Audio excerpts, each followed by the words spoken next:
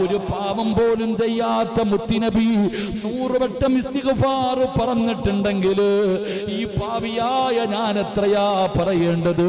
ചിന്തിച്ചു നോക്ക് സഹോദരാ.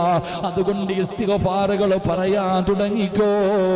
നഷ്ടമില്ലല്ലോ, നഷ്ടമില്ലല്ലോ, ലാഭമല്ലേ ഉള്ളൂ, നേട്ടമല്ലേ ഉള്ളൂ. നിന്റെ പാപങ്ങൾ അല്ലാഹു പൊറുക്കുകയാ.